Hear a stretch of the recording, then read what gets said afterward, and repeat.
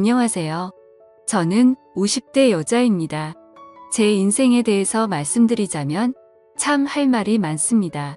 팔자가 꼬여도 이렇게 꼬여도 되나 싶을 정도예요. 저는 40대 때 남편과 이혼을 했습니다. 요즘이야 뭐 이혼이 경악할 정도로 놀랄 일도 아니고 흉도 아니라고 말하는 분들이 있지만 제가 이혼할 적에는 주변에서 이혼을 하는 사람이 없어서 그런지 참 시선이 안 좋더라고요. 본인들 남편에게 상간녀가 생겼다 치면 다 저부터 의심하고 우리 딸한테는 이혼녀 자식이라고 수군거리고 정말 살기 싫었어요. 제가 살던 동네가 워낙 작은 곳이었고 사람들 자체도 보수적이어서 더 그랬던 것 같네요. 그래도 저는 그런 시선에도 불구하고 이혼을 후회하지는 않았어요. 남편이었던 그 인간은 정말 구제불능이었으니까요. 술, 도박, 여자 이 세 가지로 저를 너무 고통스럽게 했어요. 이런 인간이 뭐가 좋다고 결혼했는지 이혼은 후회 안 하지만 결혼만큼은 정말 후회가 되네요. 결국 남편은 다른 여자에게 붙어먹고 말았어요. 그 여자가 아내와 딸을 버릴 만큼 좋았나 보죠. 둘이 동네에서 팔짱 끼고 다니는 걸 본 이후로 정말 미련 없이 이혼 서류에 도장을 찍어줬네요. 첫 결혼에 학을 떼서 그런지 그 이후로는 두 번째 결혼이니 연애니 이런 생각이 전혀 안 들더라고요. 오히려 혼자 사는 게 편했어요. 저는 딸에게도 능력만 있으면 혼자 사는 것도 나쁘지 않다고 말하곤 했습니다. 딸과 함께 이혼녀로 사는 거 정말 쉽지 않은 삶이었습니다. 일단 저희 둘은 그 동네를 피해 이사를 가야만 했어요. 이혼한 여자에 대한 시선이 정말 견디기 힘들더라고요. 따지고 보면 피해자는 나고 가해자가 남편인데 왜 그런 색안경을 끼고 보는 건지 이해할 수 없었습니다. 어쨌든 저리 싫으면 중이 떠나야지요. 저는 다른 동네에서 딸과 새 출발을 했습니다. 저희 딸은 부모의 이혼 때문인지는 몰라도 어렸을 적부터 아주 생각이 성숙했어요. 커갈수록 친구 같고 의지하게 되더라고요. 이혼할 당시 14살이었던 딸은 어느새 성인이 되고 취업을 했어요. 그동안 저는 열심히 딸을 뒷바라지했고요. 주로 호프집 주방에서 일을 했습니다.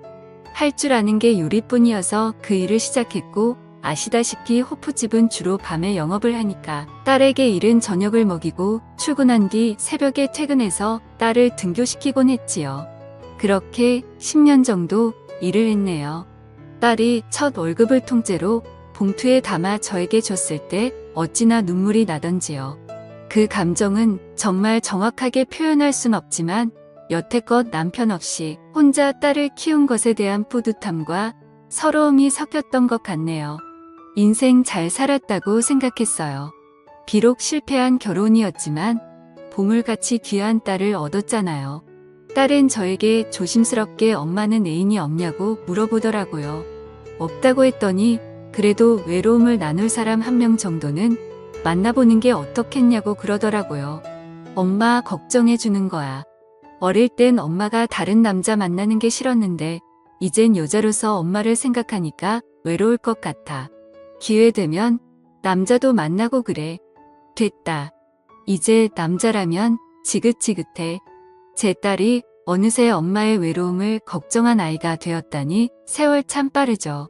딸은 저에게 이제 일을 좀 쉬라고 하더라고요. 제가 온몸에 파스를 붙이고 다니니 걱정이 되었나 봅니다. 저도 나이 50을 훌쩍 넘어가니 온몸에서 신호가 오더라고요. 손목이 너무 아프고 어깨도 가끔 죽을 듯이 아팠어요. 아무래도 여태껏 써온 몸이 낡았으니 그만 쓰라고 아우성을 치는 것 같더라고요.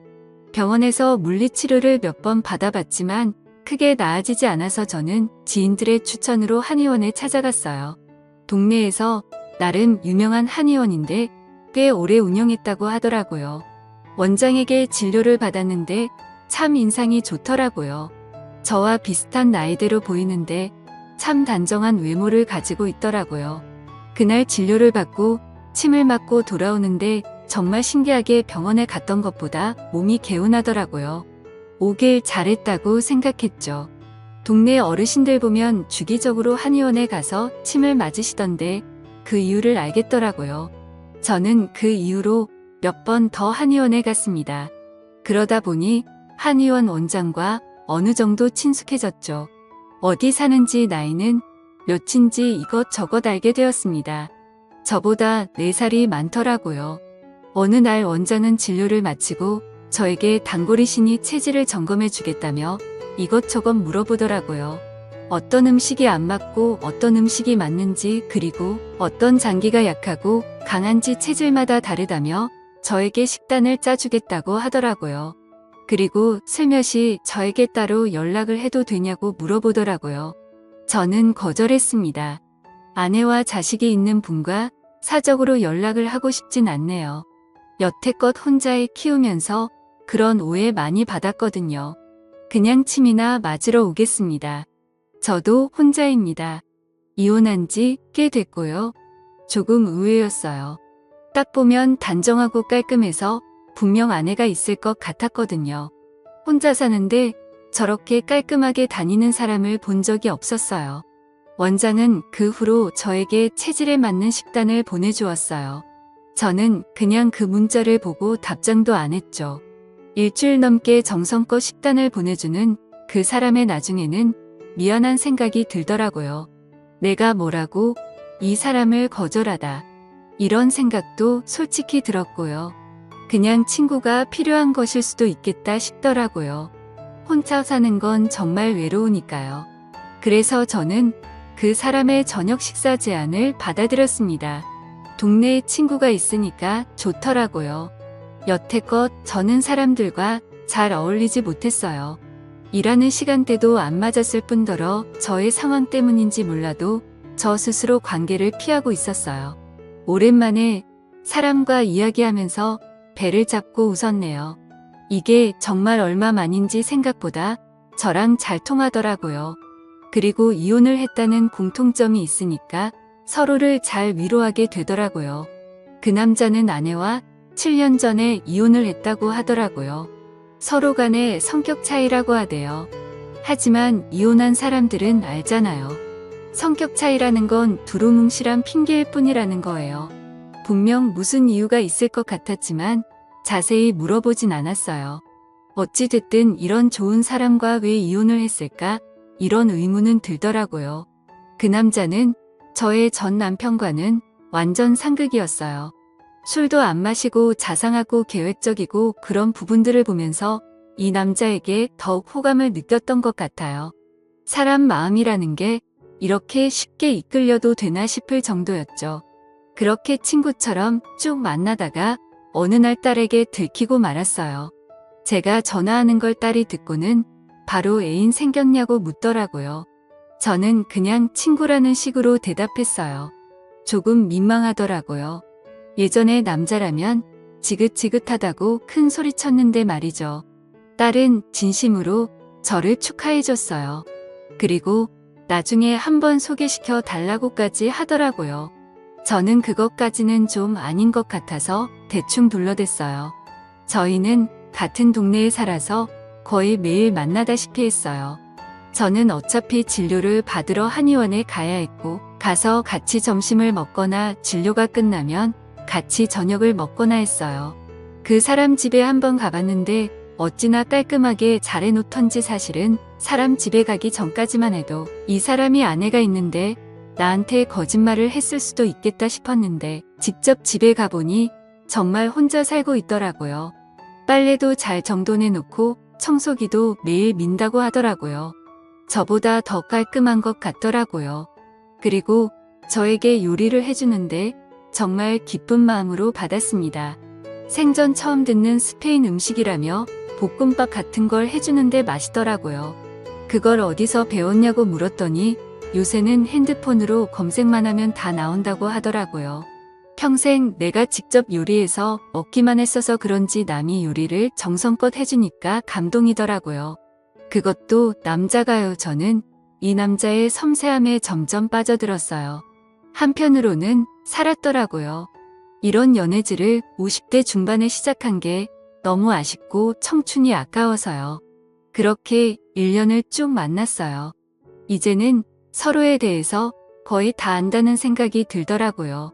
1년 정도 지나니까 정말 정이 많이 들었어요. 사실 사람을 만날 때 조심하고 만나는 편이라 저는 절대 이 남자에게 빠져들지 않을 거라고 생각했는데 저도 모르게 이 사람에게 질투도 하고 그러더라고요.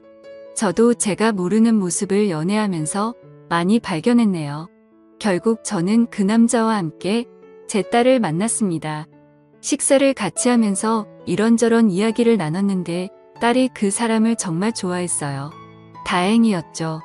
딸은 집에 돌아와서도 그 아저씨 좋은 사람 같으니까 계속 만나보라고 하더라고요. 드디어 엄마가 외롭지 않게 되어서 다행이라며 좋아하는 딸의 모습을 보니 저도 기분이 좋았습니다.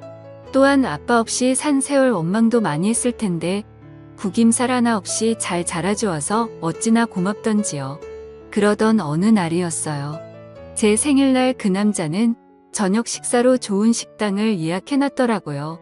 이게 무슨 일인가 싶었는데 저에게 진지하게 이야기를 하더라고요. 앞으로 인생을 함께하고 싶다고 합니다. 저는 그 말을 듣자마자 눈물을 흘렸네요. 그동안 제가 살아온 삶이 주마등처럼 머리 위로 스쳐 지나가더라고요. 이렇게 좋은 사람을 만나서 좋은 대접을 받는 게 꿈만 같았어요. 사실 여태껏 내 주제에 무슨 사랑 있냐는 생각을 많이 했거든요. 하지만 그 남자를 만나고 나서부터 저는 충분히 사랑받을 수 있는 사람이라는 걸 깨닫게 되었어요. 그것만으로도 그 사람에게 너무 감사하더라고요. 그리고 그날 밤 저희는 그 남자 집에서 하룻밤을 함께 보내게 되었습니다. 사실 그 전까지는 그런 관계가 아니었죠. 저는 그 남자에게 푹 빠져버린 상태여서 그날 밤은 헤어지고 싶지 않더라고요. 저희는 서로 정말 애틋하게 바라봤습니다. 그런데 저는 그 남자의 모습을 보고 얼어붙어 버렸습니다. 그날이 바로 그 남자와의 처음이자 마지막 밤이었네요. 저는 그 남자가 바지를 내리는데 순간 저는 발목에 있는 무언가를 보고 말았습니다. 바로 전자발찌였어요. 그걸 실제로 본 건 처음이었어요. 평소에 시사 프로를 보면 전자발찌에 대해서 이야기를 많이 해서 익히 알고 있었어요. 제가 알기로는 전자발찌라는 건 성범죄자들이 차고 다니는 것이었어요. 그렇다면 내가 만났던 이 사람이 그런 전과가 있는 사람인가 싶더라고요. 머리가 복잡했어요. 저는 그걸 보고 표정이 굳은 채 가만히 앉아 있었어요. 남자는 저의 표정을 읽더니 다시 바지를 입고서는 제 옆에 앉더라고요. 많이 놀랐냐고 하더라고요. 그래서 제가 그럼 놀라지. 안 놀라냐고 뭐라 했어요. 어떻게 이걸 말을 안 할 수가 있냐면서요. 자기기 말 좀 들어달랍니다. 전자발찌를 차게 된 계기에 대해서 남자는 말을 해줬습니다. 들으면서 자연스럽게 아내와 이혼을 하게 된 이유도 듣게 되었지요. 남자는 전 부인을 성적으로 추행한 혐의로 전자발찌를 차게 된 것이라고 하더라고요. 그것도 한 번이 아니라 여러 번을 그랬다고 합니다. 남자 말로는 아내를 사랑했고 고의가 아니었다고 하는데 사실 전자발찌를 찰 정도면 혐의가 어느 정도 인정이 된 것 아닌가요? 저는 기가 막혔습니다. 그 이후로 전 아내가 살고 있는 동네에 접근을 할 수 없다고 합니다. 그러고 보니 이 남자가 여행을 잘 안 간다고 했던 말이 떠오르더라고요. 다 이유가 있었네요. 다른 범죄도 아니고 성범죄니까 더욱 혼란스러웠어요. 저는 남자에게 왜 아내를 그렇게 했냐고 물었어요. 그 남자가 말하길 아내가 자기 말을 듣지 않아서라고 합니다. 순간 소름이 돋더라고요. 저는 그 대답을 듣고 바로 자리에서 일어나서 현관문을 열고 나왔습니다. 엘리베이터를 누르는데 손이 벌벌 떨리더라고요. 그 남자가 저를 쫓아서 나오더라고요. 저는 너무 무서운 나머지 계단으로 내려갔어요. 집까지 어찌나 뛰었던지 숨을 헐떡대며 현관문을 꽉 잠갔네요. 지금 생각해도 치가 떨립니다. 계속 그 남자에게 전화가 오더라고요. 저는 일단 그 남자에게 문자로 이제 그만 만나자고 한 뒤 그 연락처를 차단해버렸습니다. 관계가 끝나서 서운하다기보다는 무섭다는 감정이 더 컸어요.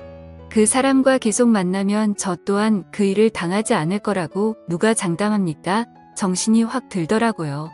저는 그 후로 한의원 근처에 얼씬도 안 합니다. 그리고 딸에게도 연락을 했어요. 그 남자에게 연락이 오거나 나에 대해 물으면 한마디도 하지 말고 피하라고요. 한편으로는 이렇게 허무하게 끝나버린 관계가 참 아쉽기도 합니다. 좋은 사람인 줄로만 알았는데 알고 보니 범죄자였으니 이만하면 제가 사람 보는 눈이 없었던 걸까요? 한때는 왜 저에게만 이런 일이 일어나는 건지 화도 났지만 이제는 모두 잊으려고 합니다. 사람 관계라는 게 마음대로 안 되는 게 인생이잖아요. 동네 사람들은 한의원 원장이 전자발찌를 차고 있는 인간이라는 걸 모르는 것 같더라고요. 저는 이걸 소문을 내야 하나 말아야 하나 고민하고 있어요. 분명 소문을 내면 제가 낸 것이라는 것을 알 테니까요. 저에게 보복을 할까봐 두려웠어요. 참 범죄자들이 판치는 세상이 얼른 없어지길 바랄 뿐입니다. 알고 보니 전자발찌를 차고 있더라도 회사에 입사하는 것도 가능하다고 하더라고요. 저는 까맣게 몰랐어요. 제 황혼 연애는 이렇게 끝이 났네요. 1년이라는 시간 동안 참 많은 걸 경험해서 그런지 후회는 없습니다. 지금까지 제 사연을 들어주셔서 감사드립니다. 구독과 좋아요 부탁드려요. 감사합니다.